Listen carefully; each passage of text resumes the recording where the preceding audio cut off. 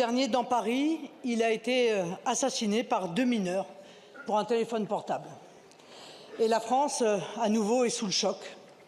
La France, devenue le pays où le premier des droits de l'homme, le droit à la sécurité personnelle, est chaque jour foulé aux pieds. Le nombre de violences physiques a augmenté de 30% en 8 ans, avec une victime toutes les 3 minutes.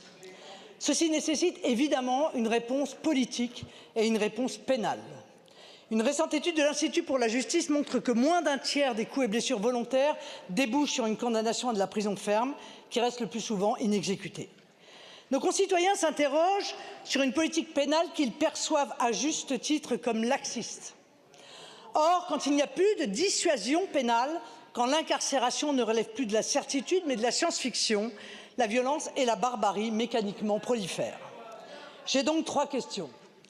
Combien de morts faudra-t-il pour sacraliser enfin l'intégrité physique des Français en mettant en place, par exemple, comme nous le réclamons depuis des années, une suppression des aménagements de peine pour toute peine supérieure à 6 mois de prison en cas d'atteinte aux personnes? Combien d'assassins mineurs faudra-t-il pour abaisser la majorité pénale à 16 ans et plus généralement instaurer des peines courtes dès les premiers délits graves, d'exécution certaine et immédiate, pour éviter de voir les mineurs passer de la délinquance au crime en raison de leur sentiment d'impunité? Combien d'agressions à l'arme blanche faudra-t-il pour que le port de ce type d'arme qui se banalise fasse l'objet de sanctions effectives et systématiques, pour que des consignes soient données au parquet de poursuivre systématiquement ce délit qui est loin d'être anodin?